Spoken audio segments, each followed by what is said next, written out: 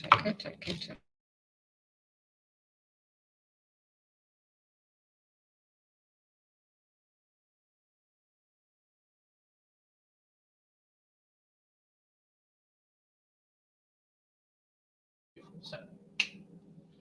Hello, everyone.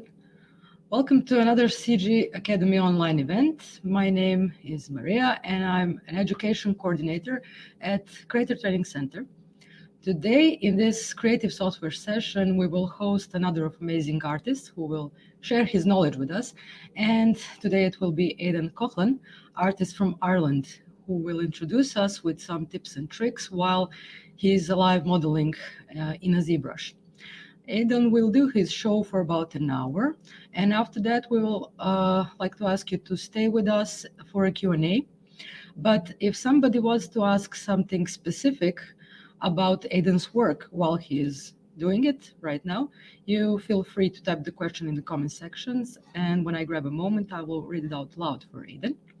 And now I will ask him to join us. Hello. Hey, so, how are you? I'm fine here in the dark. How are you? It's sunny Belgrade, but not in your part, obviously. No. We're in the lower dorsal, so the technical support is very funny playing with me right now. Okay, so let's begin officially. Sure.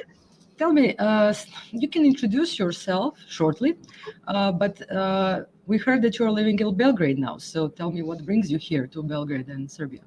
Yeah, so one of my good friends, another fellow artist who actually teaches for you, Sasha Ristic.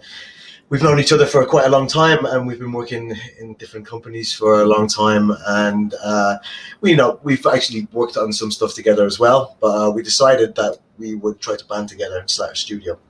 So we started a studio as of December last year. So I was actually lucky to get here because of the COVID epidemic and that, but we got here in the end. So we started Hive Studios back in December, and we've been going ever since. So yeah, that's what we're doing here, and hopefully the fun continues. Yeah, so you're here for work and maybe for some pleasures. Yeah. Well, I mean, the nightlife here is great, but I haven't seen too much of it yet. I've only heard stories. Yeah, until this COVID situation. But you will see. Okay, so how do you like it here? Yeah, it's great. I mean, the weather's like so much better than Ireland. I was living and working in Oxford. I'll go into that in a few minutes, but before I came here, I was in Oxford. But the weather is no comparison. Like, especially now that the sun is starting to split the trees, it's really nice. Yeah, actually, this is one of the worst years with the weather here. It's usually much more sunny, but eventually you will catch the summer. Mm-hmm. Yeah, I look forward to it.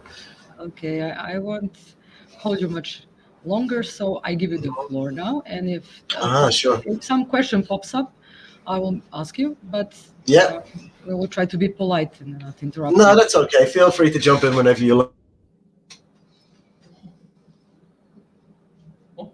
Okay. Okay then. Well, thanks everybody for joining. As Maria said, my name is Aidan Coughlan, and I come from Ireland.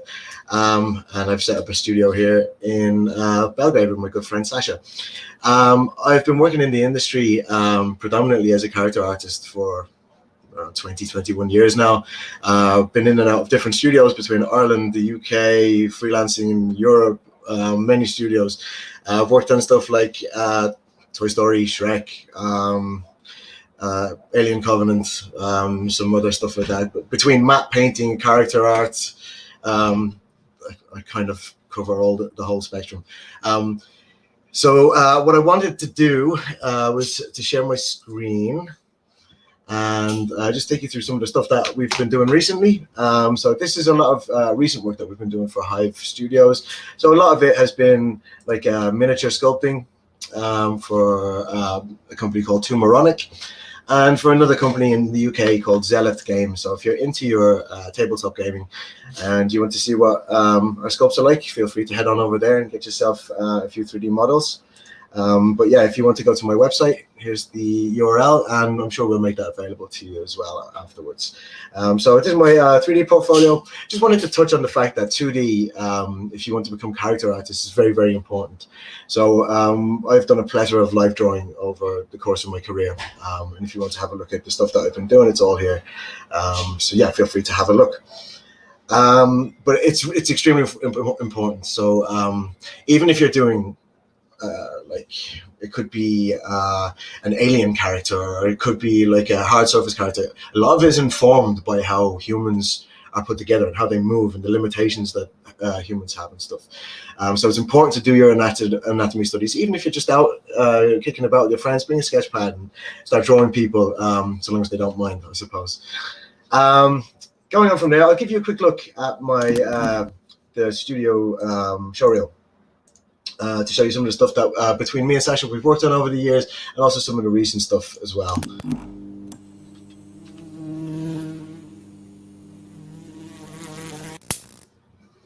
Sorry for killing the bee.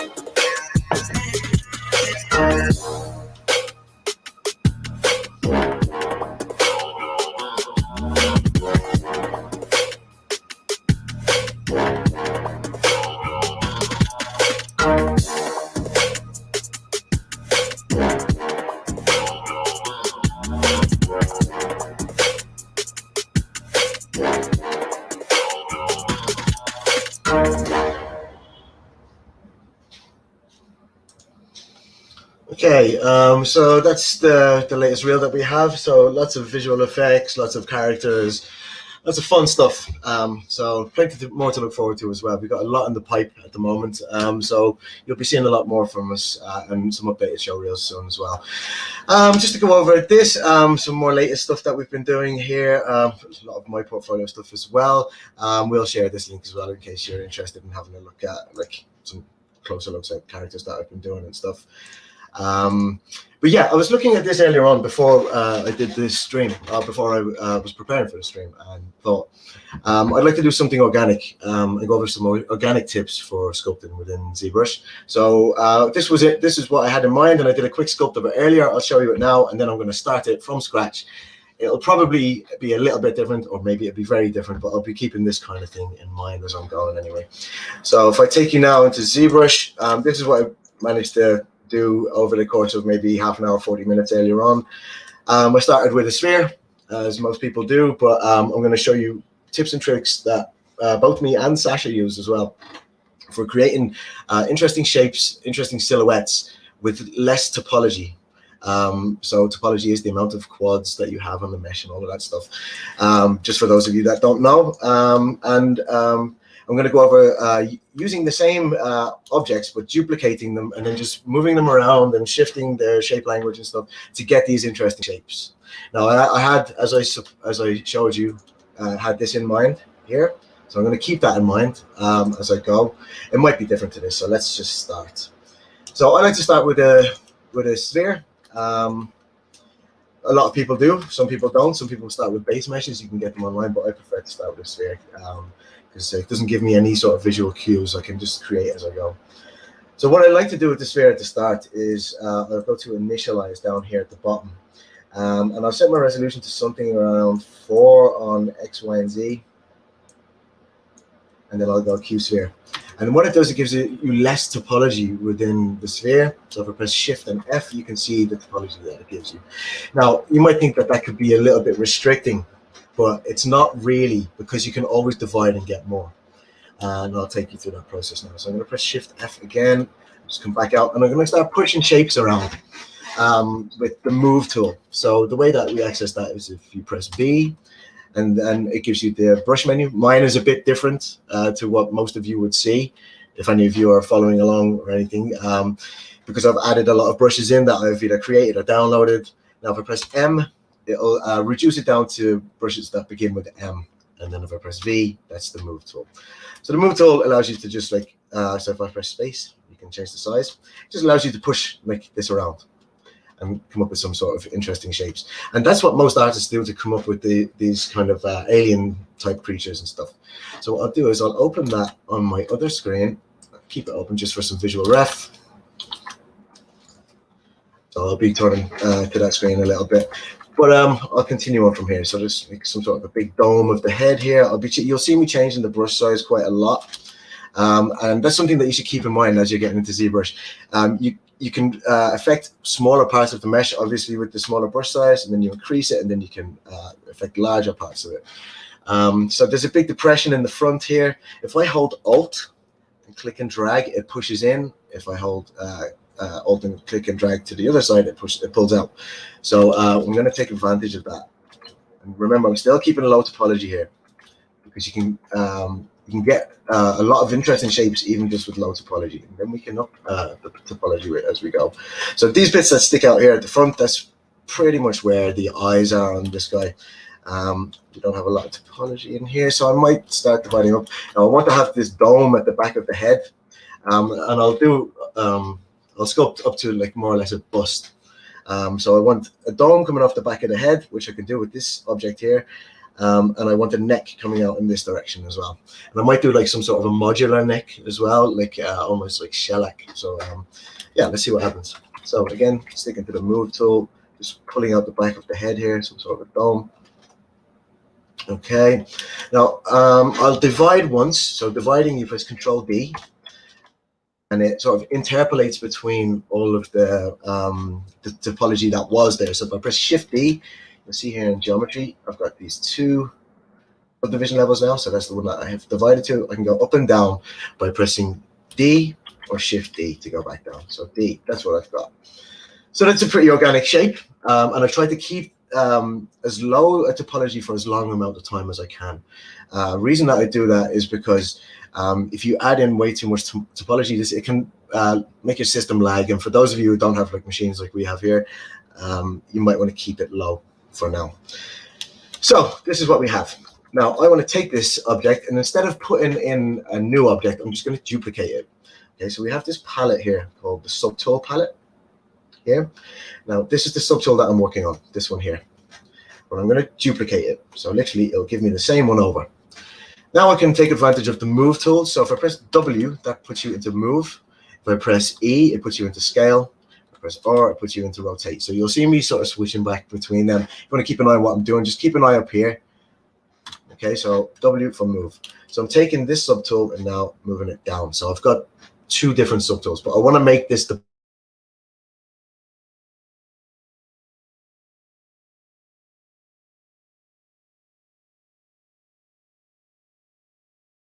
pull this down. So if like pull it in, so this is like where the jaw goes in, and this will be where like the chin is, and then I'll narrow this out a little bit. So I'm literally just using the move tool, so you can get a whole lot done with just the base brushes in here. You don't have to be worried about like going in with clay tube brushes and that. I'll go into that in a little bit. Don't have to worry about that for just now. So let's just move this back up a little bit. So I'm imagining, if I just come back to the brush here, so that's BMV. Again, V is the brush menu. BMV. Oops. So I'm imagining here or so is where the eyes are going to be. Hope everybody can understand my accent. Crazy Irish. So if I pull these out a little bit, I just want to give some sort of like a brow to where these eyes are going to be. It might not look to you on the stream like this could be a character yet, but give it time. So I'm starting with these two bits. I've got the dome at the back of the head. Now I'm going to divide this top one again. So Control D. More topology. Maybe I'll divide it once more. So I've got a base shape, and I want to start using a different brush now that adds a lot of organic feel.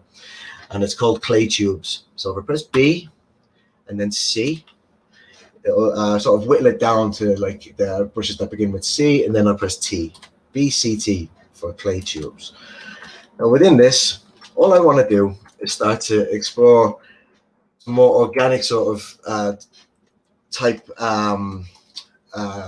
I suppose, shape language. And what this does is it allows you to add, it's almost like adding clay on top of clay. So if I do just a bit here and I keep adding strokes on top of strokes on top of strokes, that's what it gives you. So it's sort of like adding clay to it. You can see here I'm getting a bit of stretching in the topology, but if I hold shift and just tap that, it'll smooth it out a little bit. So I'll keep that and see if I can work with it. Now, in here is where the eye is going to be. Now, if I just add strokes, that's cool, but I can also press Alt while I'm stroking and it'll go in. Okay, so that's what I want to do. I want to put the eyes in more or less that sort of area. Then I'm going to let go of Alt and sort of like sweep around from here and add a bit of topology on this side. So it has that sort of brow starting from the center, moving out and around. Nice shape language that follows around the eye. I will add in some sort of like ridges around the top of the head as well. So just smoothing these out, holding shift, changing the brush size, holding space, just some ridges that come off here, just to break up the silhouette a little bit. So the silhouette right now, it's looking okay, but we want to give it like some ridges here. And we can add to that as we go. So just make this one a little bit larger, this one a bit larger. So there, it's breaking up that silhouette a little bit. We can push that. We can push that a lot further. Cool. So I want to start carving in here, just getting a few more angry looking shapes, I suppose. Carve underneath the eyes a bit, just to have that sort of bulbous bit under the eyes. Pulling these bits out again. Okay. So what I was doing there is just checking silhouette on and off. Oh, sorry, perspective on and off. Sorry. So the perspective button is here. If I press P, I'll toggle that as well. I recommend when you're doing organic sculpting to always sculpt with perspective on. Unless you're just doing some like moving of objects around and you need finite control, then I would take perspective off and start moving stuff around. But this gives you a better representation of what your final model is going to be. So back to move brush again. Just want to accentuate this at the back a little bit. I think I want to add a bit more geometry here, so I'm going to Control D, divide again. And I'm going to try and add in like a sweep that comes up to this ear here. So I'll do it with clay tubes again, BCT, bring the brush size down. And I'll just sweep around here. This is the kind of flow that I want it to have. So I'm going to tuck in the ear here so I can hold Alt and carve in. This is all with clay tubes, so it's all very organic. And if you think it's getting a bit too messy, we can just smooth that out, holding shift. And then I can bring this around here, just giving it a bit more topology there. Again, a lot of this is very free. We're exploring a lot here. We don't have to commit to anything just yet. And again, I feel like I'm neglecting the bottom part, so I'm going to divide this up a little bit and see what I can do with this bit. So this is the interior of the mouth. So I'm going to pull this down a bit, BMV. Pull this down a bit so it looks like an interior. I'm just going to take this one, I'm going to pull it up as well, so it has that kind of a feel. And we'll put some teeth in here afterwards as well. So just quickly back onto the bottom subtool, come down the subdivision levels, that's Shift D, pull in a different shape here just to make it a little bit more interesting looking. Maybe we can pull this in a little bit, add it back. Okay, fine with that. So let's up the subdivision levels here and go back into our clay tubes, BCT. And we'll just start like sweeping in some of these more organic shapes. So that for organic modeling, the go-to brush is just to go over it here for you. I use Move, I use clay tubes. I will show you another brush in a minute called Damien Standard. That's good for defining, it's almost like just drawing lines in your mesh. But it defines planes really nicely, and I'll show you how I do that in a few minutes. So I'm just going to add in a little bit more volume here, and then carve in, holding Alt. So maybe give it a bit more topology now, Control D. Now, along the lips, I'm going to start putting in some ridges. So it's not so even looking. I'll do that on the top here as well, but only here. So I'll divide this again, Control B. Now, smooth it off a little bit. Now, I was talking about the Damien Standard brush. So I'm going to introduce that now. So that will help me to like really refine where I want plane changes happening. So Damien Standard is B, the S. You can see the brush system is really logical.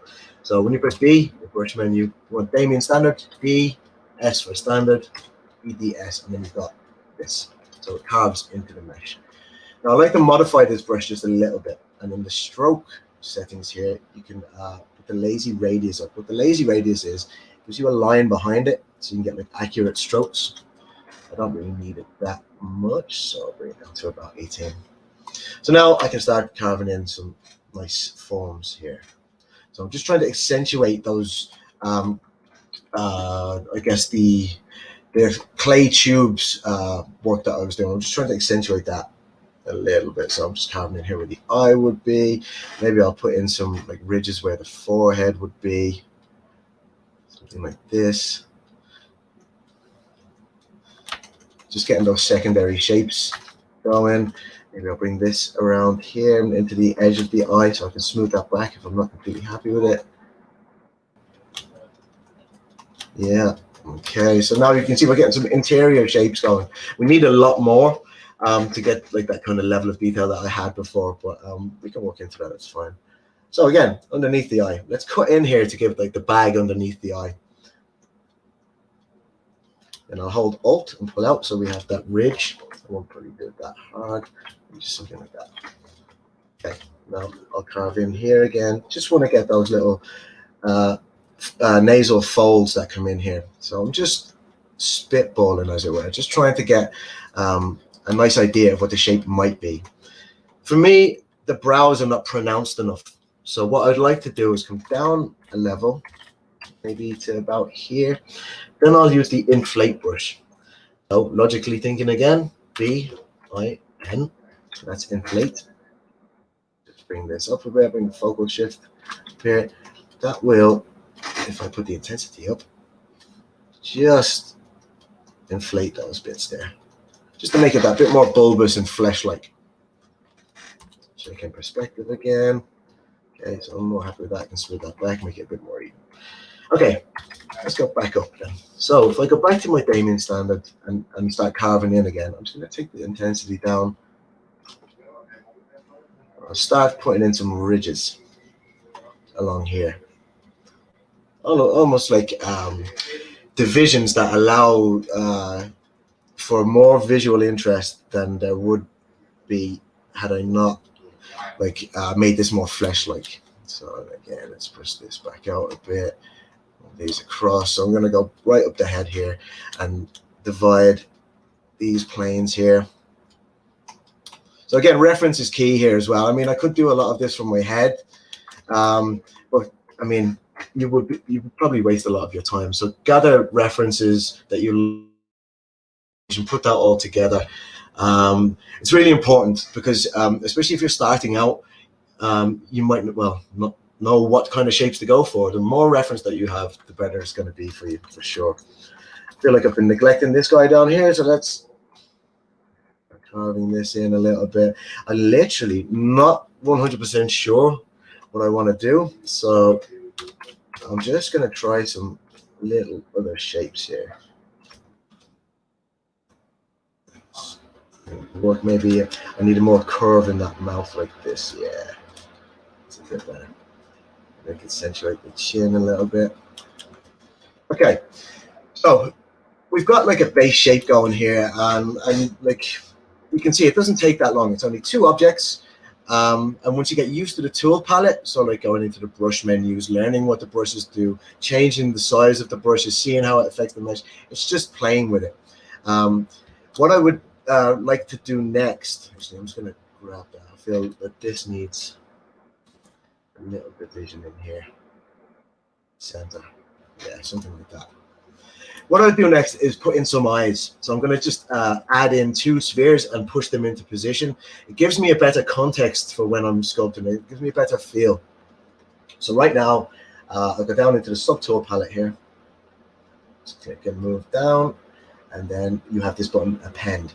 All I want to do is append a sphere. Okay. So don't panic if you see this. Okay. We need to just scale it. So I'm going to go back up to the Subtool Palette, hit on the sphere itself and press R.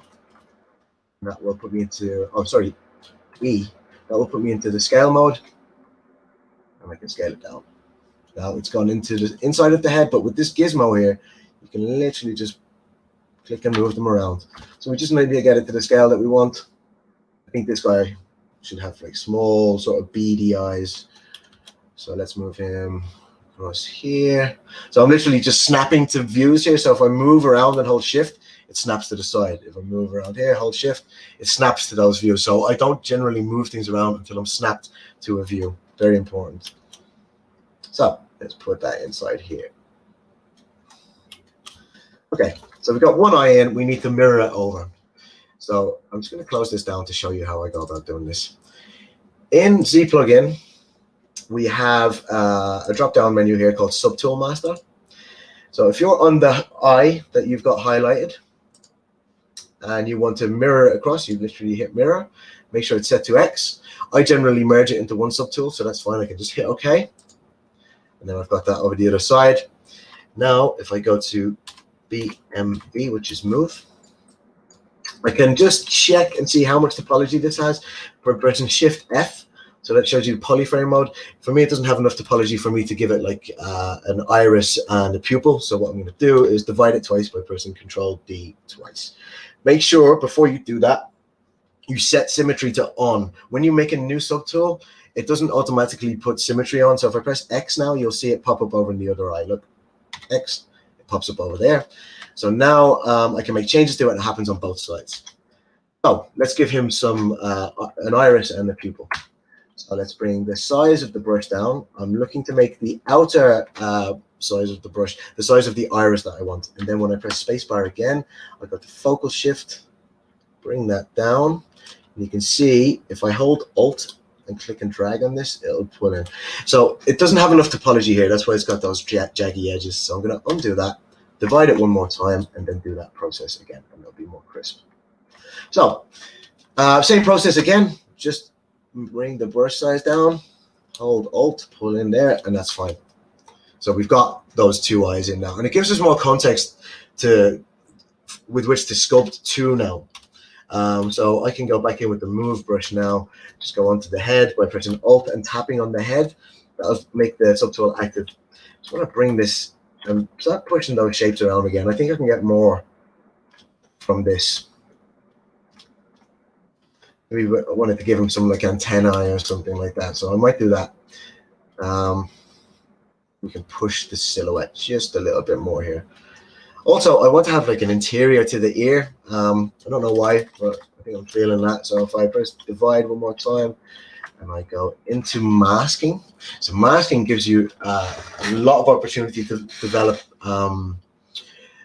like overhanging pieces of flesh and stuff like that. So I'm going to do two different things with masking. So masking, you have to hold Control, and then you can paint a mask. So I'm going to do that in here. Just change the brush size, paint a mask in here, like that. Then I'm going to invert it. So right now this bit is masked, and if I move anything else around it, it just won't move that bit. If I press Control and tap outside, that will invert the mask, and then it will only move what's inside it. So that's exactly what we want. I'm going to smooth it. And then I'm going to bring the brush size down and hold Alt and pull that out a bit, and then smooth it again. Okay, pretty simple, but you get a really nice result from it. You can get like these really high quality crisp lines when you do that kind of mask. Just give it a little bit of a smooth back again. And we're good. So I'm just going to continue on here. If there's any questions, feel free to jump in. I'm just going to continue on, like just putting in some like defining lines here for where I feel that they're needed. So this is all again with Damien Standard. So again, carving in. Okay, I might do that trick again with the mask underneath the eye. So if I hold Control and click up here, so this is your brush settings here. If I hold Control and tap it, it gives you the mask settings. So I'm going to go Mask Lasso, which allows you to mask like this. So I'm going to mask in underneath the eye. And then I'm going to overhang those brows a little bit just to push what they're doing for the sculpt right now. So I can bring these out a little bit and not affect in here. Bring these down, just a little bit more of an angry look. And then sunken eyes always give that sort of menacing sort of look. Okay, so the interior of the mouth has been a bit neglected, so I'm going to go in there and sculpt in like more fleshy like shape language in there. So it'll be very like this, what you see on the eyebrows, but I'm going to actually texture them with something else later and make them a little bit more coarse looking. So if I go back onto the bottom here, let's move this down a bit. I'll just divide. Go in with the Damien standard again, BDS. Literally just pull across here. So it has that kind of ridge-like feel within the mouth as well. Yeah, that's looking a little bit better now. I could probably divide again, get a little bit more crisp lines in here. Okay, that's beginning to look a little bit better. Now, I'll start to divide these up. I always like to put these sort of bulbous bits on lips, especially for like fleshy alien characters. Just gonna sort of add in with the Damien standard here some defining lines, and I'm gonna inflate between them as well to give it that really bulbous look, just like the eyebrows. Maybe we could actually make those eyebrows a little bit more pronounced. Okay, so let's go in here. Make these bulbous, as I was saying. Now, so I've defined where I want these to be more flesh-like by putting in those lines. Now, if I use that inflate brush again, B-I-N, be careful with the brush size, and go in between these. Oops, it's too intense. So I'll bring that down. Just got to play with it and get used to the brushes. So I'm inflating between. You can see what's happening over here. It's giving that really sort of like overlapping flesh-like feel.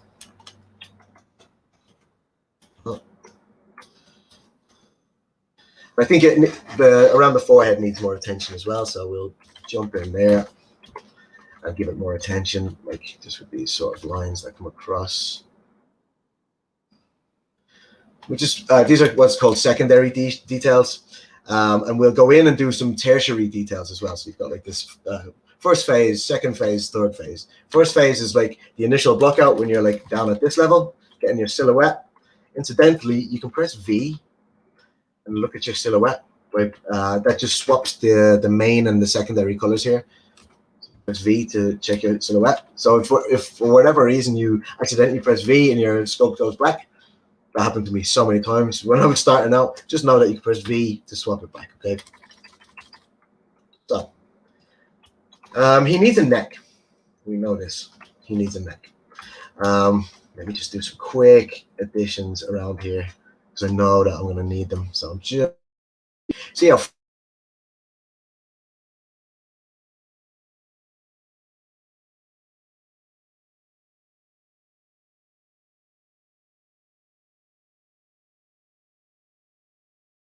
and get a lot of good shape language here. Maybe just do the interior of the upper side of his mouth quickly while we're on the same subtool. Something like that. It's beginning to look a little bit fish-like.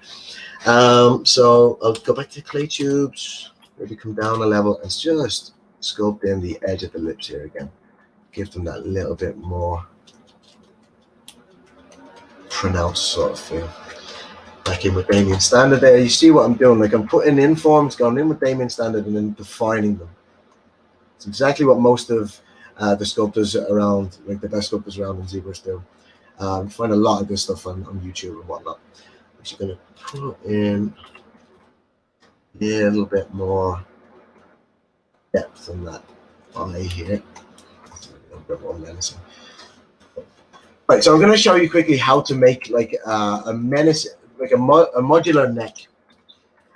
So because he's kind of like, there's almost like a shell-like appeal to him, I want to sort of add to that by making one piece of the neck here, sculpting that to like a finite degree, getting that looking really nice, and then just literally duplicating it, moving it, and rotating. Duplicate, move, and rotate. So you only have to do it once, so it's a very frugal workflow. You get a lot from it for almost for free. So we're going to start again by just appending a sphere again. Don't panic. You just have to alt-click on the sphere, press E, and then if you click and drag on the yellow bit here, that scales it down. Again, I don't want a sphere with so much topology. I want to have a bit less topology because this can be very hard to work with. I'll demonstrate how. If I start pushing this around, so remember, I need to press X to enable symmetry. If I start pushing this around, see how it gives you that sort of like squashy feel? I don't like that. So what I prefer, as I did at the start, is to go to initialize, maybe 4, 4, 4. No, sorry, QMesh sphere, move that down again. So we've got less topology, and we're going to get an opportunity now to get more angular shapes rather than it being sort of like all globby and mushy. We can now push this around and stretch it and make it maybe more like insectoid or something like that. So let's grab one side of it, hold Alt and push in. So I'm going to look to sculpt some sort of a vertebrae here. Doesn't have to be perfect. Again, I'm looking at my reference here and seeing that there's a lot of shell-like sort of pieces here. So I'm trying to get those like sharp, hard edges. So this one here could be one, just along here. I start to push these bits in, holding Alt and the Move tool. This can be like this harsh edge that I'm talking about. And you'll see then, once I've created one of these, it doesn't look like much now, but if I divide it, Control D, still retaining that hard edge. I'll divide it one more time, and then I can go in and start sculpting in the really hard edges. So using Damien Standard, EBS.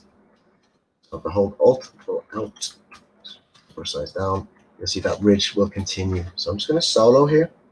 This button over here, solo. Just going to solo this so I can only focus on this. So I'm getting this nice sharp shapes here. So Alt with Damien Standard is giving me those hard edges. I can probably just like let go of Alt and carve in. Just move that out a little bit. Alt, let go of Alt. So I'm really looking for plane changes, really sort of like shellac sort of plane changes here. Again, another trick that I can use here is use the H polish brush. So logically again, H polish, BHP, BHP. What this does is allows you to take this rounded edge here, and if I start to push on it, it flattens it up to its opposing angle. So you get a lot of hard edges this way. Lots of artists use this. Whole lots of artists use this. So maybe just getting that sharper edge in here. Let's say if I divide this, I'm happy with that as a like some sort of a vertebrae kind of piece. So I'm going to take solo off again. Solo just isolates this, and I think it's too large. So I'm just going to press the move.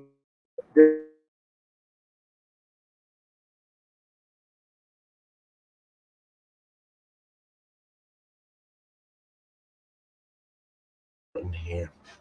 So now I can scale, rotate, move.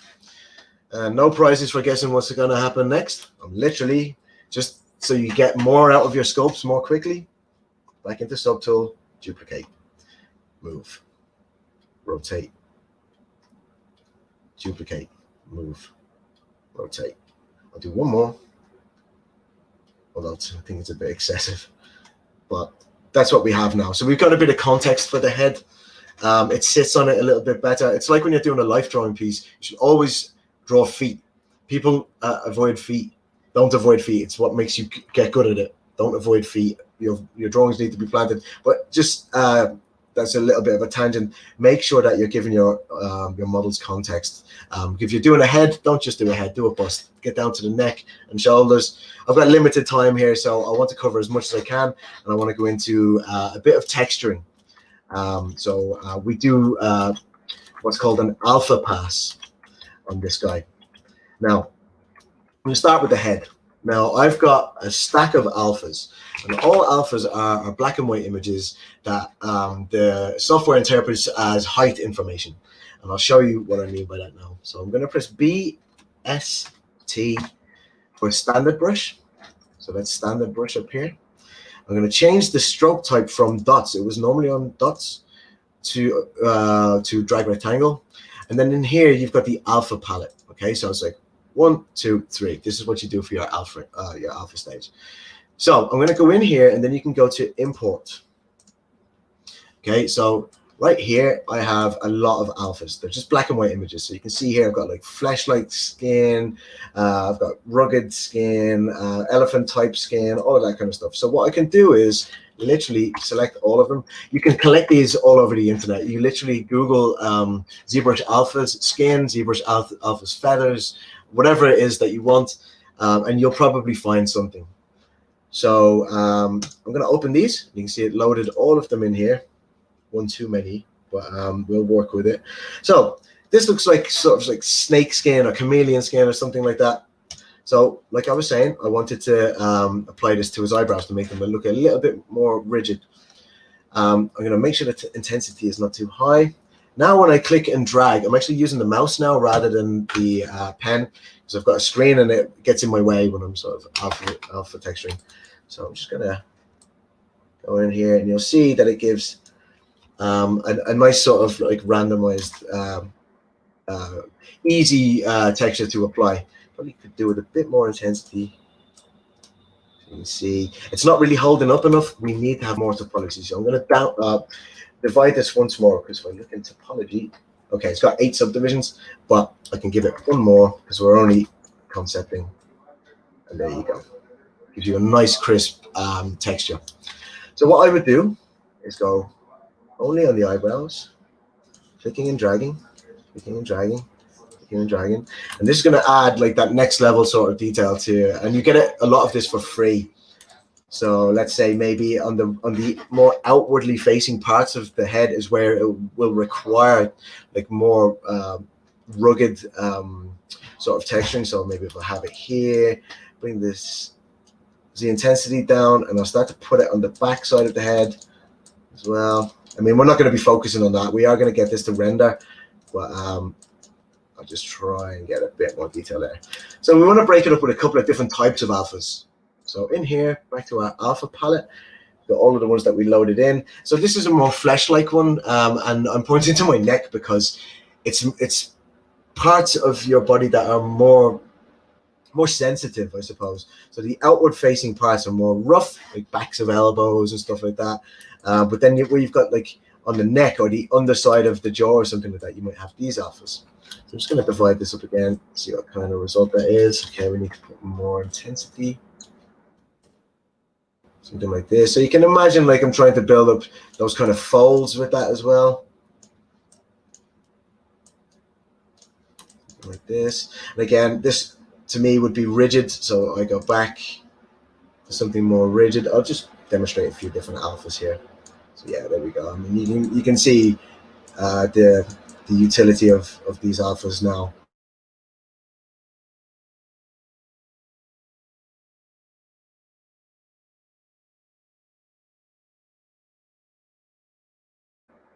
Maybe even change the intensity up a little bit. See if we can get.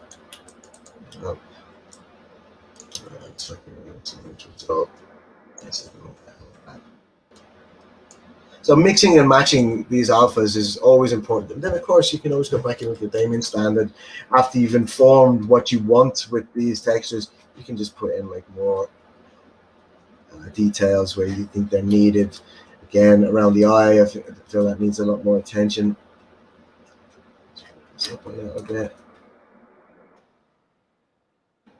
Just getting in all of those. And again, you'll probably want to break these up a little bit more. And this is purely just for visualization. I mean, I'm concepting here. Yeah, if I was sculpting for a client, I might go through this process anyway. But eventually, I would have to take this through a process called retopology. And usually when artists model, we take into consideration, okay, this is going to have to be optimized for either game or film or something like that. So when we're modeling, we keep that in mind and make sure that we don't do too much shapes that can't be translated over to the game or to the film for rigging, for animation and stuff like this. Okay, I wanted to do a tooth. I'm going to do it as quick as I can because I think we've got 15 minutes left in the sculpt, and I want to get a render as well. So let me do this really quick. I'm going to put in a So if I append another sphere, I'm going to scale it, select it, scale it. I'm going to move it outside the head so we can see what we're working with. Now, I need to have symmetry on, so I'll press X, and I'll scale it down even more. So something like this, something towards the width of a tooth. So I'm going to do these pointy teeth. Then I'm literally going to take the move brush and literally just move it down, maybe with a smaller brush size. But I'm getting this elongated sort of shape. And I can, let me just stretch it that little bit more here with a smaller brush. Yeah, that's working. So literally all I want to do is push that inside the mesh, and then I'm going to sculpt around it to make it look like it really exists in there. So pressing move this over to where I think I want the tooth, scale it back. Move it across. Oops, I need to take symmetry off for this. So I'm moving it over to one side. I'm going to rotate it back in just a little bit and push it down. So we've got something like this. It needs to be inside the lip though, so somewhere in here, and scaled probably down or scaled in Y a little bit, just with this button here, because we need to think about the functionality of the mouth. Can it close? Can it not close? Is there anything to accept the teeth in here, etc.? So those things need to be taken into consideration. Now, back to Subtool Master, where I do that trick of transferring it over again, just like we did with the eyes. I'm not going to do too much else. I'm just going to go mirror. Okay. And it gives us that. No prizes for guessing what's going to happen again. Duplicate. And just literally move it with symmetry on. Move it out a little bit. Rotate it in like this. So we've got those kind of shapes in here. Probably push it back in that way a little bit. And you can imagine I might not get like as far as I would like to with the bottom teeth and all of that stuff, because I want to show you how to like embed the top ones in. So going back to the head, just break up the lips a little bit. It was feeling a little bit flat. Okay, just something like that. Feels a bit more organic.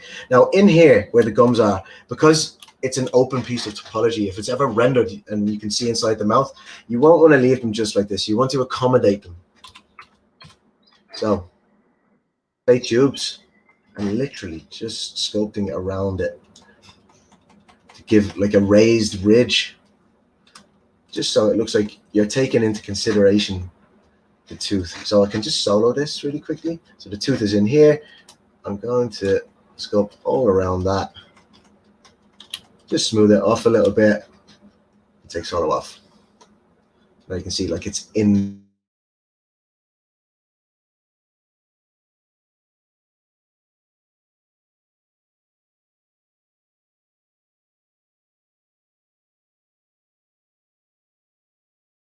Is adding smoothing. And that's that. So you can see now the teeth seem more or less housed in there rather than just left sort of like stuck into the mesh. So quickly, I want to put a little bit more texture on his forehead. So BST for standard. Going back into here and choosing another alpha. Maybe something like really rugged like this. Maybe that will work. Yeah, it's not terrible. It's probably just a little bit too intense. Now, I mean, I would spend a lot more time on the forms that I'm sculpting here before I committed to the alpha pass. I just wanted to get you sort of aware that you can get a lot done with an alpha pass, but it's definitely reliant on the underlying forms for that.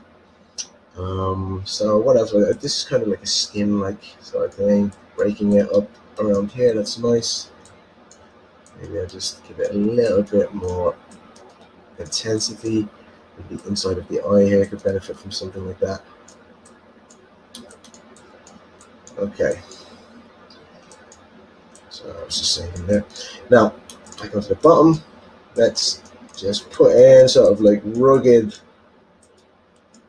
texture, because we want to get like a more or less full textural pass done of this guy before we run into Keyshot and render it. So I'm just going to divide these up. Going through them, selecting them, dividing, selecting, dividing. And I'm literally, I mean, I could do one and copy it, but I'm just going to quickly do a textual pass over it with the alphas. Just something, how well it's going to hold up. But we'll just get something on it. Make it have a little bit more visual interest. And I want it to kind of repeat, you know, I don't mind. It's not ideal, I shouldn't put that there. I'm only going to render this guy from the front anyway. So maybe a bit more visual interest there. Let's see what these are.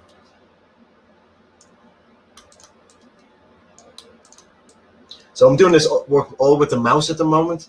I don't generally do like an alpha pass with the pen. I do recommend getting a screen for sculpting if you can. It's really good. You don't necessarily have to start with it though. Having a Wacom tablet, even a small bamboo one, absolutely fine. We all start there, and I could do this kind of work with that, no problem. It's just a matter of practicing, that's all. Okay, I just want to run into Keyshot here, and I'm going to start this render. So that's the old one that I did today. I'm just going to move this over here, and then when I go to render in here, I need to go to external renderer and make sure that Keyshot is selected. When you do that and then press this button here, BPR, it takes what you've done in ZBrush and sends it over to Keyshot. If you've bought Keyshot with ZBrush, that is. So when this goes over, I'll bring it onto the screen here and I'll start setting up a quick render for you guys. Okay, so it's done it. So now that guy is in here, I can just like move him around. I've set up some lights in here. So I don't know if we've got enough time to go over this. Maybe we do. Let me just go into the scene. I've put in a disk. See it up here? So literally models disk. So I'll give it a second. This is going to update the scene. So when you put in a disk, I generally move it on top. I'm actually just going to delete the original one. So if I can find it. I think it's that one. Yeah. So delete that. And I'll go over this whole process with you.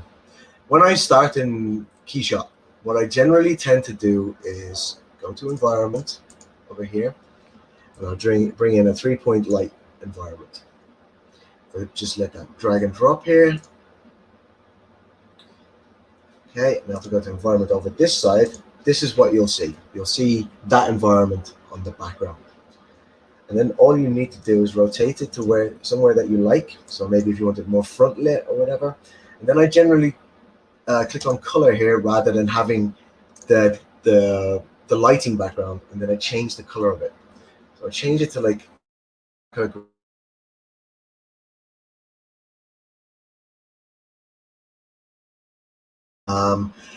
in addition to that, if you remember, I created this disk. What I want to do, if you see this disk here, well, it's in space, it's not close, so I'm just going to move it. So move tool. Where is it in space? Aha, okay, so I need to move it up here. So it's above his head, and I'm going to scale it right up like this. So now it looks like this, over here. It can be tricky to navigate in 3D space sometimes, but you get used to it. Okay, so that should be fine. Now what I'm going to do is just put like a simple light on this, so it's a light material. In Keyshot, you don't just like import a light and then light for the render. You need to make an object have a material that is an emissive material. So if I go to materials over here, you've got light. You've got all of these different ones. So what I do is generally take the first one, because you can tailor it anyway, drag it over onto that. And then when you double click it, you get its properties. Lumen is very low. It's got like a very low output. So I generally change it to lux. And then I'll put it up to something like 10,000. You can see it's beginning to affect the top of the head. And of course, you can take this light, rotate it, more of a front light if you like, and you can add additional ones as well. That's no problem. But again, you can go in here and change its color as well. Okay. So I'll stick with something more in this sort of remit, maybe with less saturation. Okay. Now, this is the default material that this that Keyshot gives you. It's okay. It's not amazing, but you know, you can get some decent results with it. What I like to do though, and what we've done here in Hive Studios is we've for any sort of representations that we're given to our clients. So for any sculpted miniatures, if we've done this kind of work and then we need to present it to them for any sort of feedback, any notes or changes, we'll do this. But we'll make it look like a plastic model, and you can do that with materials. So if we go into materials, we have one that I've saved here. If I go to the scene and drag this material onto the ZBrush asset, you see then that it has new material properties. So like in the crevices, we've told it to become darker. On the more sort of convex parts of the mesh, we've told it to be lighter. And again, if we go to material here, so I'll just double click on this, I think. Go to material graph. Oh, that's the wrong one. Sorry, one sec. We go to material graph. So I've got to double click on the head, go to material graph, and this pops up. So we've plugged in, for those of you who are a bit nerdy about shaders and want to know how this is done, it's really simple. We literally took a curvature node. So that can be found in animation textures and curvature. So when you do that, you'll get this, and we plug it into a paint node and plug it into the surface. Then what we do is go to the material settings and go to textures, and then you've got like your negative curvature, which is what's going into the mesh. So if I take that negative curvature and bring it right down, you see it gets really dark.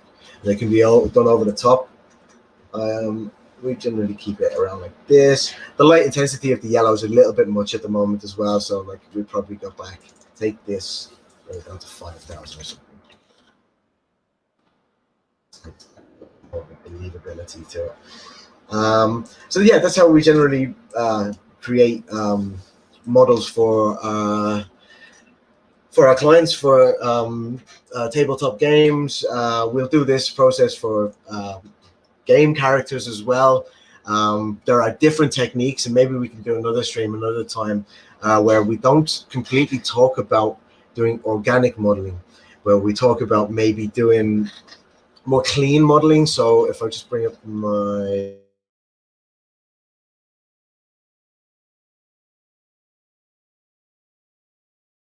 stuff more like this to get clean lines, that can be even harder to do than what I'm doing at the moment for you guys. So like clean edges like these, they can be even harder to do. You have to control your topology. You have to make sure you don't have too much topology. You saw with the sculpt that I did here, I could throw as much topology at this as I wanted, because I'm just spitballing and really acting free. And one other thing, before we go back to the guys in the studio at Creator, I just want to grab this piece here and talk about the snake hook and Dynamesh. If I go B, S, you'll see snake hook. Now I can take parts of this mesh and just pull them off like this. Now they're not completely sculptable when you do that. The reason is if you look, if I press Shift F, see it doesn't have a lot of topology. What you can do is just sort of like experiment, okay, for like some sort of tentacles or something like that. Then what you can do to make it sculptable is go to this button here, make sure that this is set to about 512 or something like that. Dynamesh is something that you need a completely different tutorial on, but you can try it. Go Dynamesh, Dynamesh, so it's not kept the detail. To undo and go back to maybe 1024. So you can see here, like the more resolution you give this, when you hit Dynamesh, the more it's going to hold for you. We'll do this, That's held a bit of detail. I could probably get away with pushing this to maybe 1500 or something. And a mesh, no, and then it should keep the detail. Yep. And now with these, I can sculpt. So if I go bring in standard again, I can sculpt on these now. Whereas if I had just like pulled them out and then tried to sculpt on them, ZBrush would have it wouldn't have allowed you to do it at all. So again, it's very free. Like the software is very, very free. You can do a lot of sort of spitballing with it, as it were. And then when you want to get that back to the render, literally just hit this button again, and it'll chuck it back into here. It's updating the scene. There you go. So you can always have the renderer open as you're working, make changes, throw it back into the renderer and see how it looks. Get like quick revisions back to your art directors really quickly. And that's what they want. I mean, when you start learning the software, it can be slow, and that's fine. You just need a good teacher to take you through it. We only had an hour here, so I wanted to cover a lot and show you that you can do some really cool stuff. But when you go through it more slowly and more methodically, you begin to get used to it. And then you become more proficient. And as that happens, you start to get work out like this, especially if you're practicing your 2D stuff as well. You can begin to get more stuff like this. And you can see, you just put it into the renderer, make changes, press the BPR button, and it throws it all back. Really, really easy. Like after you've done all of your years of drawing and I suppose focusing on your 2D artwork. Very important to focus on your 2D artwork. You've seen it on my website. I've probably got 10,000 life drawings under my bed back in the UK. So yeah, a whole lot of stuff. But yeah, I hope this was useful. And if there's any questions, I'm happy to stick around. And okay, thank you, Aidan, for this amazing experience. I was enjoying myself along with our IT support here. So. Whoop whoop. So everyone, feel free to ask questions, to type it here in the comment section. And until then, Aidan, I wanted to ask you some things that occurred on my mind during your presentation here.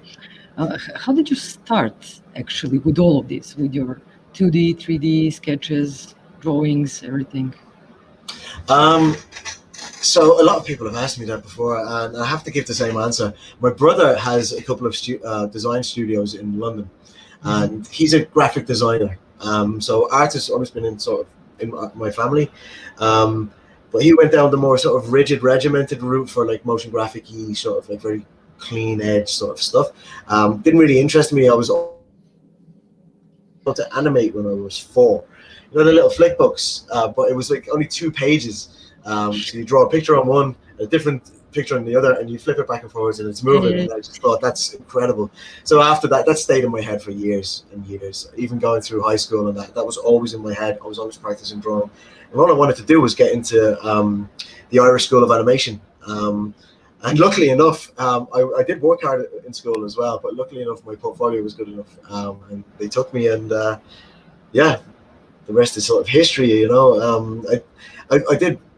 Studied there for like, I think it was 4 or 5 years, but I did like a certificate course, then a diploma, and then I went into the degree course, and I didn't fancy it because, well, I mean, Disney came knocking, so I went and worked for them. So I was lucky. Yeah. But yeah, I was kind of lucky in that respect, and then I just kept at it, and I was more into characters than anything else. So more into characters. Yeah. I mean, I love environments and stuff, and we do a lot of that here as well.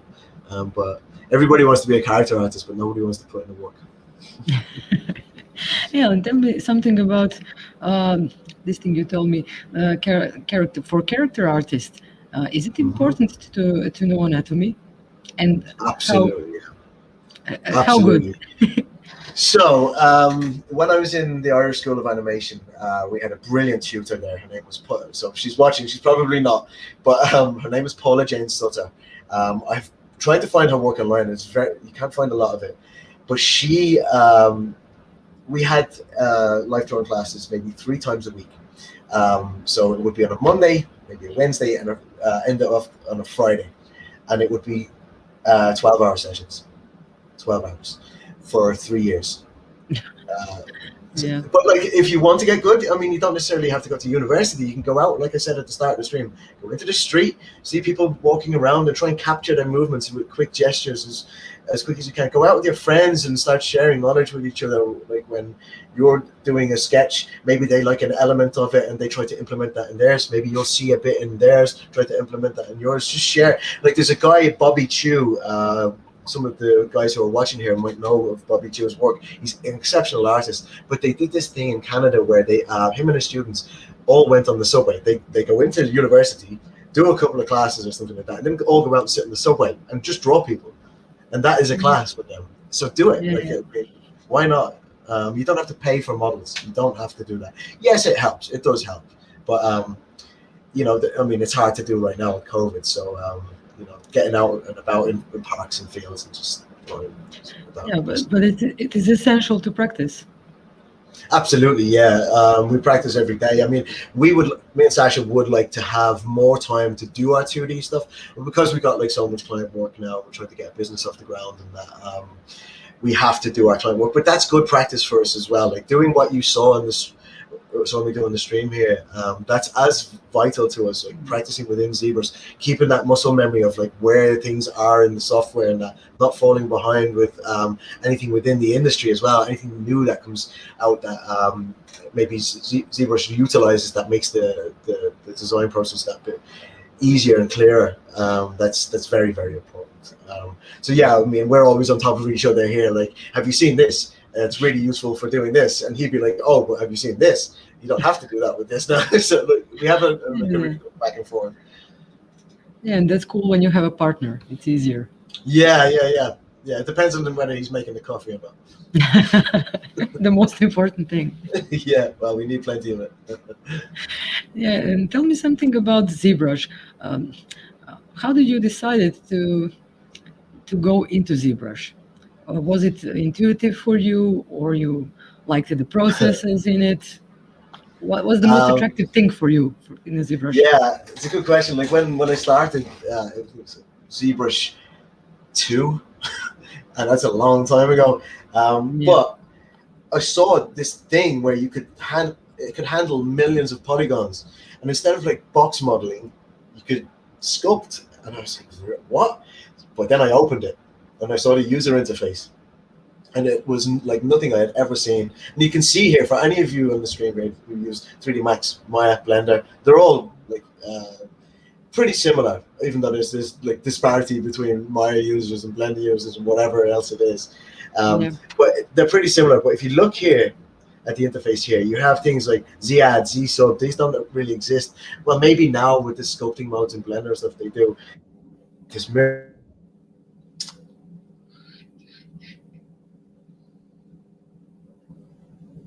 This interface myself for like my workflow. So I use mirror and weld a lot. I use close holes a lot. I use all of these things, but they're all buried like within options here. If I go to like geometry, Dynamesh, and then you've got Dynamesh here. Who wants to be going to geometry, Dynamesh, and then doing those things? I just put it here, you know, because I use it so much. So for those of you who like my interface and think it would be useful to you, I can make that available to you guys. And it's literally just as simple as going to Preferences, Config, Load UI, and then you just scroll to wherever you downloaded my UI and hit your stuff. It'll look like this. Yeah, so you customize it well. Yeah, I think the more you get into ZBrush, the more annoying and unintuitive you find it at the start, because you go into these buried menus all the time, and you're thinking like to the guys, and I love the guys at Pixelogic, don't get me wrong, but you're thinking, what the hell are you guys thinking putting this option in here? It needs to be like on the front because you use it so much. But Yeah. just get used to it, you know. I think all of us have sometimes the same problems with the interface and user-friendly interface. For example, in Maya, I had also a problem, you know, with that. Yeah, you were saying that you're a Maya user as well. Yeah, so I mean, Maya wasn't intuitive for me at all. Like, I mean, I started with animation. I did a lot of character animation, like a Lilo and Stitch, and worked on a lot of stuff for Brown Bag, like Octonauts and Henry Hugglemonsters, Peter Rabbit, all of that stuff. And I was doing like animation in Maya. It's funny, animation in Maya makes sense to me. It doesn't make sense to me in 3D Max. Modeling in 3D Max makes sense to me, but it doesn't make sense to me in Maya. And I mean that. I just don't know why. It just won't go in. So I go in and out of a lot of programs. If you're sat beside me, I'll teach you how to use a lot of programs, and it's good. You get like a broad sort of spectrum, and like it's obviously useful. I've been doing it for years and years, and people like it, so you know it's obviously useful. But yeah, you get to learn a lot. Like I was teaching in Oxford for 6 years. I forgot to mention that at the start. Like I was teaching at a university in Oxford, where I taught animation, VFX, and game art. So I would be in Maya for VFX. I would be in maybe 3D Max for modeling and retopology. I would be in ZBrush obviously for sculpting and that, but then maybe like dabbling with Houdini as well for like water simulations, all of this kind of stuff, you know. So like you can imagine like how much you need to know. But I mean, I'm old, you know. I've learned this over a lot of years, you know. It doesn't just go overnight. It takes the time, and that's why attrition in the industry can be quite high. So, and even I've seen it in the university I was teaching in. We get people that start and they thought they were going to be a game artist because they were avid game players. That doesn't make you a game artist. What makes you a game? I used to love playing games, and I don't play them so much anymore. I just love creating content. That's all. That is my gaming. It's literally my gaming. Oh, okay. So there's a question about portfolio. Yeah, actually, this is the second one, but we'll read it first. Do you have any tips on building a portfolio? Yeah, drink coffee and don't sleep. Come on, be serious. Yeah. Now, look, in all seriousness, when you do your due diligence with your 2D work, even if you just got sketchbooks full of scribbles and you're just like figuring out how to get a consistent line, not even doing any sort of shape language or anything like that, just figuring out how to get a clean line. Guys, look up Scott Robertson. Scott Robertson is a genius, and he'll teach you how to get clean lines. All on YouTube, it's all free. It's great stuff. I used to give it to my students all the time. So Scott Robertson, he'll help you with like getting clean lines, good shapes, perspective. That's all very important. Having a fundamental understanding of that, especially for environments, is so important. It is applied to characters as well. You need to know how to foreshorten characters on 2D paper as well. But building a portfolio, if you look at mine, I mean, I don't really have a whole lot on my portfolio. It's like more recent stuff. You know, let's go back into here. It's just doing, I mean, and exploring. So the best thing that you can do is, if you want to build a ZBrush portfolio, is get used to how the brushes work, get used to how it feels, get used to what kind of results that you can get from it, get used to dynameshing, all of the processes, all the processes of the tools. And that's what they teach you in Creator Studio as well. So like a little plug there for you guys. I mean, you need to learn the tool. You have to learn the tool, but it's only a tool, because if you're good at art, you can transfer that into 3D, no problem. But then you need to start like thinking about, okay, how do I then like render my stuff so that it has a nice feel and nice atmosphere and stuff like that. And these things come with like learning of the tool, putting it into different softwares and that. I would be a strong advocate of 2D drawing all the time and trying to transfer your 2D stuff into 3D. If you can start to do that, whether it be in 3D Max, Maya, ZBrush, if you can start to do that, you'll start to see improvements. And then you just continue on from there, and maybe go on to like ArtStation. So if we go here, I've filtered this down to like Alien, 2D digital character design. There's stacks here. Maybe just take bits that you like.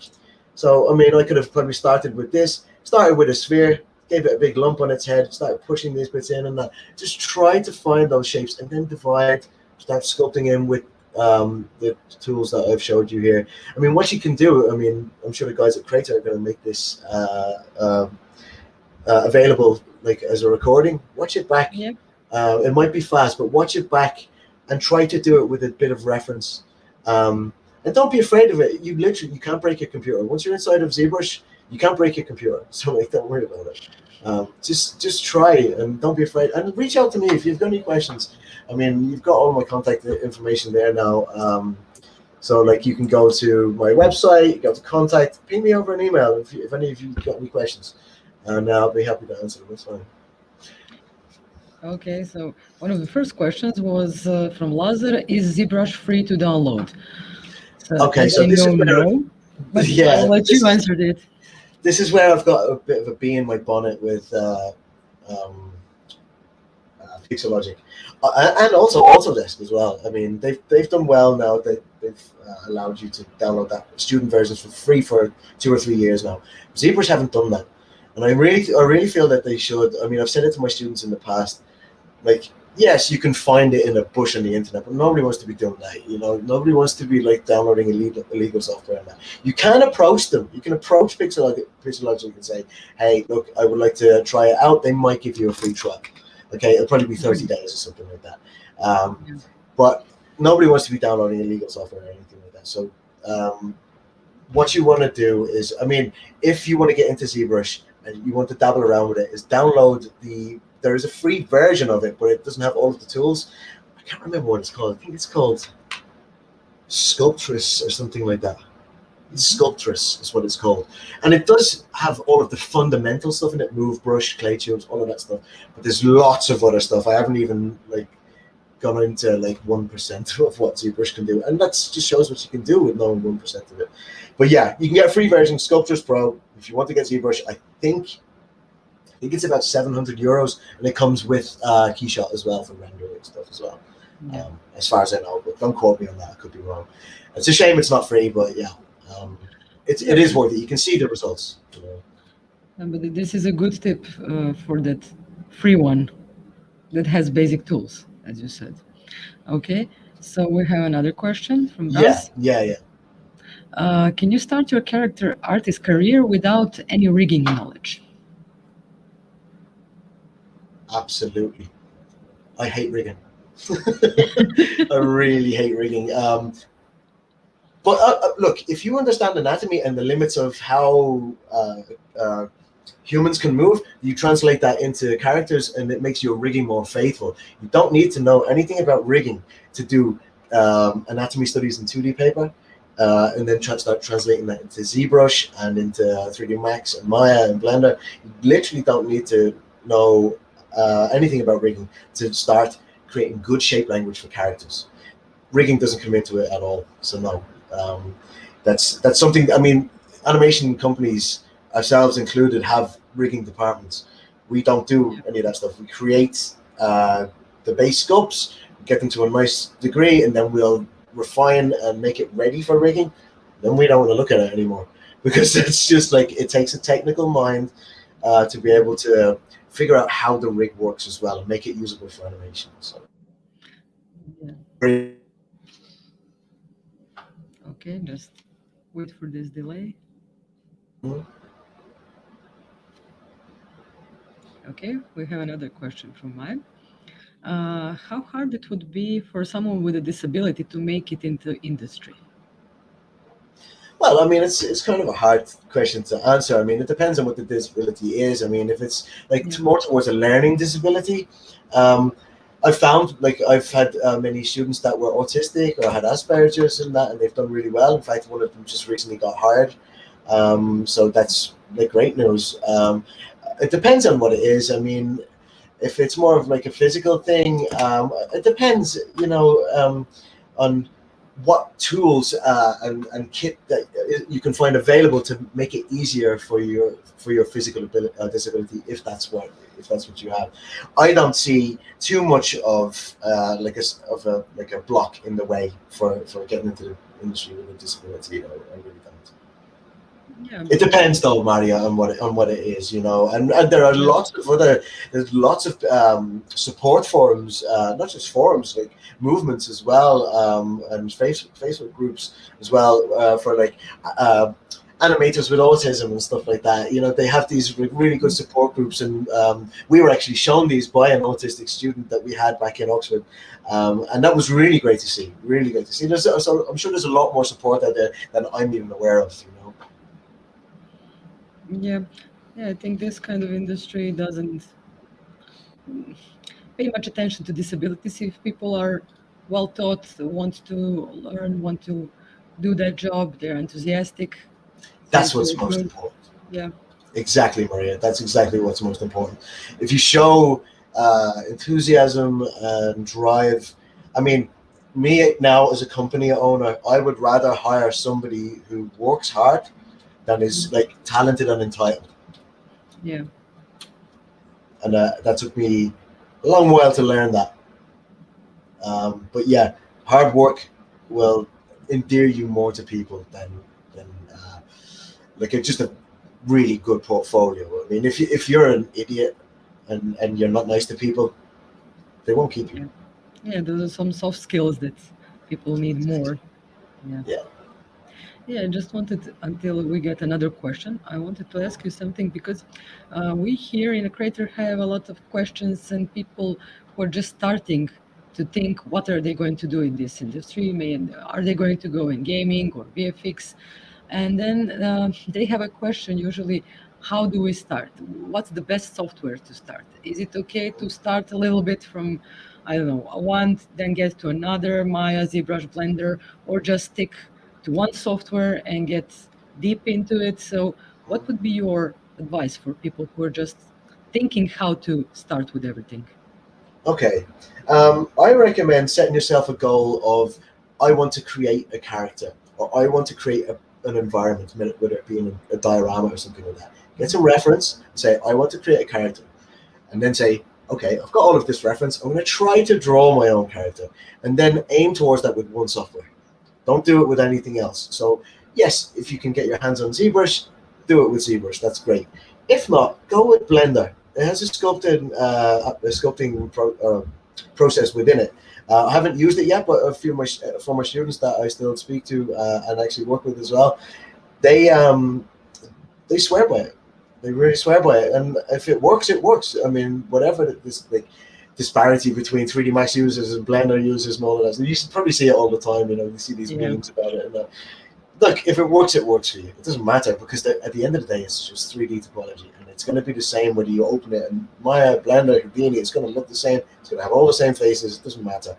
For ZBrush, it has a lot of particular processes in it that help me get to a final stage faster, and that's what's important right now. Is for me getting work out quickly with a high level of polish as well.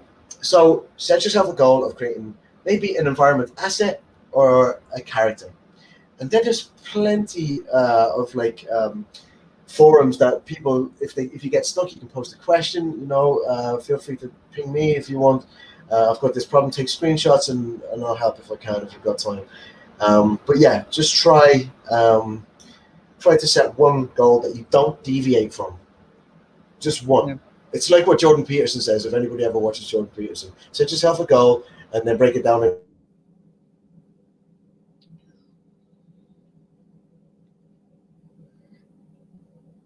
Box modeling will be is like taking polygons, extruding them out, even if it's very primitive looking. Doesn't matter. Just break it down into small, manageable chunks. So choose one and stick to it. Yeah. Until you For do now, like for the start. For the start, yeah. It's important. When your artistic skill begins to grow, then you say, "Oh, I'd like to maybe try a bit of ZBrush or something like that, and give it a shot." Yeah. Okay. So we have two more questions from Russ. One is, can we use other artist concept art when we're starting a portfolio project? Okay, so that's dependent on the university policy, and or if you're in university, it's down to the university policy. And I know this. Ours was fine with it, so long as we contacted the artist and said, "Can our students use this as reference for like a sculpt that they want to do?" Generally, artists are very gracious and say, "Yeah, go ahead. We'd just love to see it when it's done." And I would be the same, no problem. Yeah. So just bear that in mind. Ask permission. Yeah. There's nothing wrong with that. It's important. Yeah. Yeah, and if they don't get back to you, just go and do it.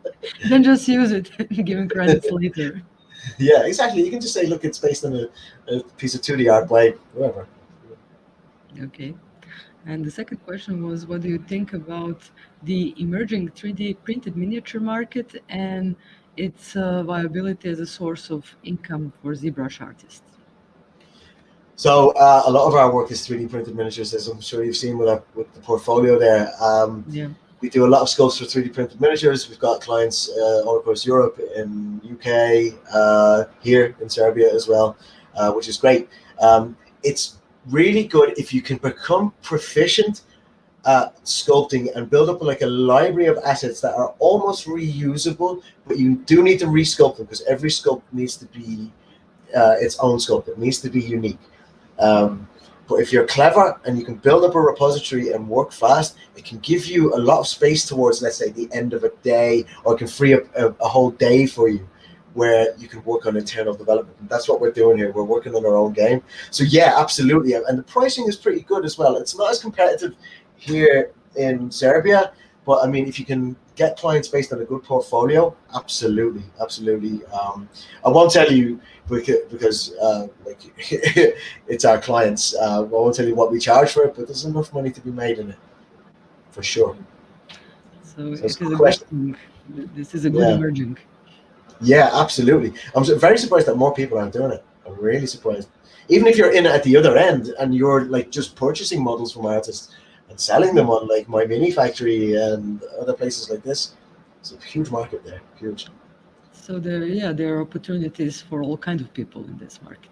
Exactly. And if anybody in the stream here, just to plug our studio, if you look at Hive Studios online on Facebook, you'll find us. If you want us to do any sculpted miniatures for you, give us a shout and we'll see if we can fit you into the schedule. Great. A very busy schedule at the moment. Yeah, we know. I hope it will be busier and busier. Yeah, well, that's when we'll be hiring. So, like, for those budding students in the stream, get practicing. Maybe come work for us and do sculpted miniatures. It's a good job. It's really good. It's intuitive. It's fun. We have a laugh in the studio. Yeah, that's cool. Okay, then do you have a question for us, maybe? Oh, we have.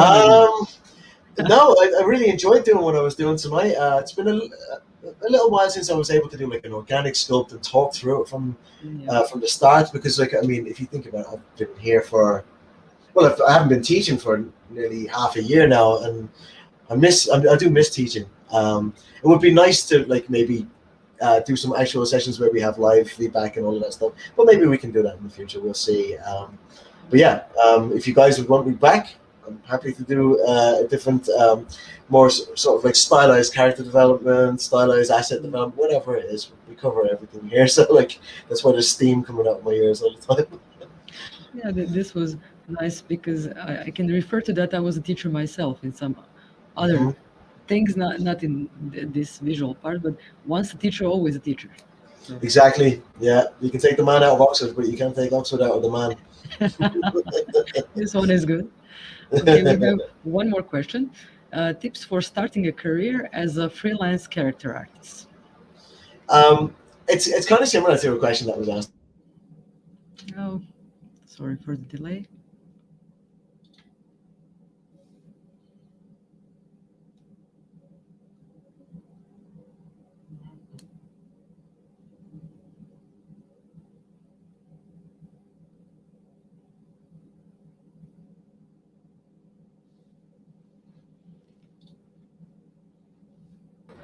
Oh, we're back. Cool. Just repeat. No, yeah, I don't know how much you guys caught of that, but I just said nothing. Right. Well, practice. Draw. Get your pencils out. Don't use an eraser. Don't use an eraser. Just draw, and whatever comes out, comes out. Try to draw lightly, and then find the correct line. Don't just, oh, that's not right. Erase. You'll get nothing done. Don't use an eraser. When you're starting out, look into softwares, look into YouTube, look at Scott Robertson stuff, as I've said. Look at Pixelogic's ZBrush YouTube page, and you'll find out loads of stuff about the software there. Michael Pavlovich as well. If you want to learn ZBrush and processes, he teaches you processes. He doesn't teach you how to use them in every scenario.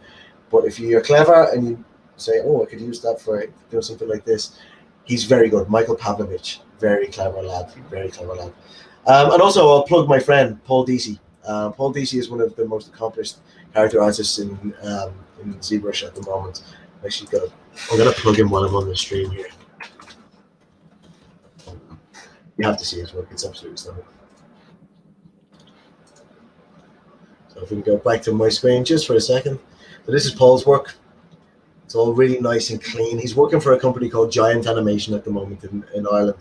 But yeah, it's all really nice and clean work that he does. Yeah. It's really nicely lit as well.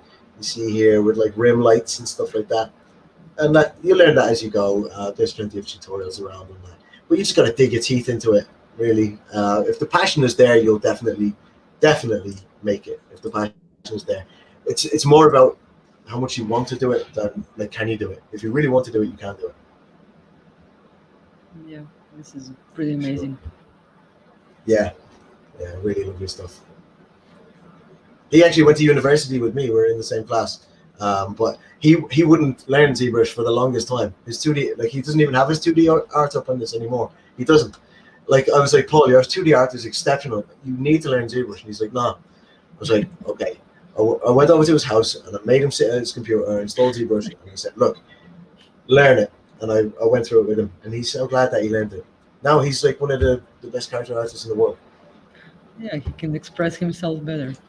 Yeah, exactly.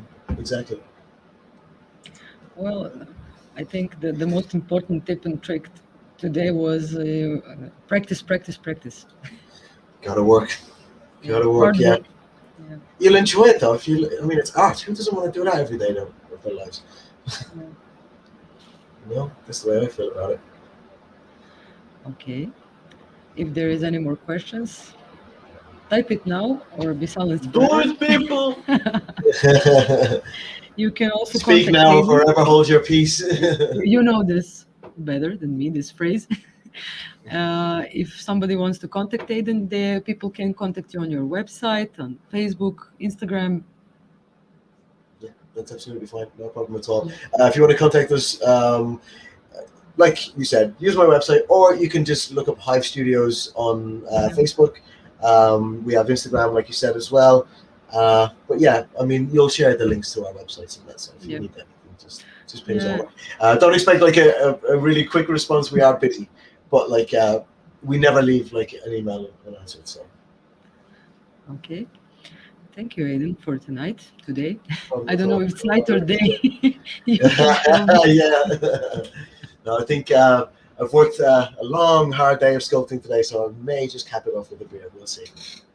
Okay, last question for today. Sure. It came now quickly. How to get your first internship? So my first internship was with a studio called Treehouse Republic, and all of my stuff was 3D, but they were predominantly 2D. It's a weird one. They saw that like I had like a lot of prowess in 2D as well, but I was trying to push my 3D stuff.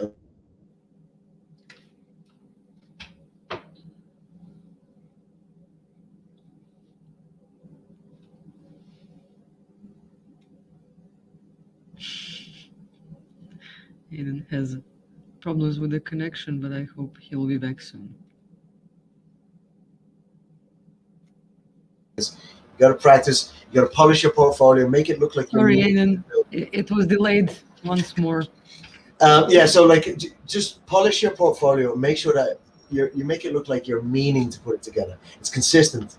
So if you see mine, go and have a look at mine. All of my stuff is rendered consistently. It has the same shader on it for like miniatures. If I'm doing stylized stuff, it's nice and colorful and all that stuff, but it's consistent. Everything looks consistent. It looks like it's done by the one artist. It's identifiable by that one artist. Like I can look at some artwork on ArtStation and I go, oh, that's Ron Manilov or something like that. Or that's like my business partner, Sasha. His work stands out a mile. You can see it. You just know his work because of it, like the shape languages he uses. Sometimes it's the content that he uses. Maybe it's more towards horror or something like that. But have a theme. Have a theme for your portfolio. Whether it's going to be characters. Don't apply for, like, for instance, don't apply for like a 3D environment artist role if you only have characters. Don't do that. Because it's just, it sounds logical, but a lot of people do it. We've had it here at Hive Studios. You're like, what are you doing? Like, you're not a character, or you're not an environment artist. You're a character artist. I'm not very good at it. But like, Yeah, so consistency and some kind of personal touch. yeah, make it look like it's your own. I mean, even if you come up, you know what really helped Paul DC as well is making his own little brand. He made it like his own little signature. Yeah. Sorry, we've got some work going on outside here. No problem. We have it also here. Yeah. But yeah, make a little signature and put that on like every render that you do. It means that like, you've stamped your work. You're proud of it. Yeah, that can be cool. Thank you, Aidan. Those were useful things that you shared with us today. So I don't know how I have- have so much energy this evening. I really don't know. I see you. You're sparkling all over. One more question, Aidan. Shoot, yeah. So, does ZBrush is actually ZBrush good for example, modeling cars? I mean, I know Yes. it is organic modeling, but Yeah. If you want, I'll do a workshop on one of those another time. But yeah, it's absolutely great, especially if you're doing like space age stuff. You can do like flying cars, flying ships, all of that stuff. There's lots of you know how it's taking just shapes and moving them around. You can intersect them, really nice, clean shapes, get some sweeping wings and stuff like that. It's excellent for it. Excellent, really good. It's not great for like optimizing it because you have to then do it into another program and optimize it. But yeah, it works. Yeah, but it is also for this hard surface stuff. Yeah, absolutely. Yeah, so good question, but yeah, it is useful. Sure. Okay, thank you, Philip. you're welcome. Philip from the background. Okay, we'll have to end this session today.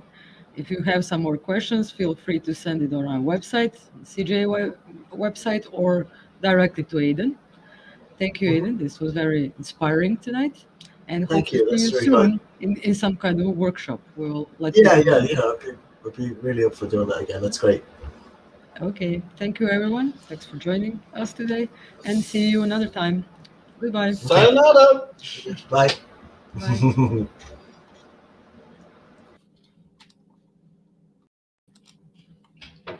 What a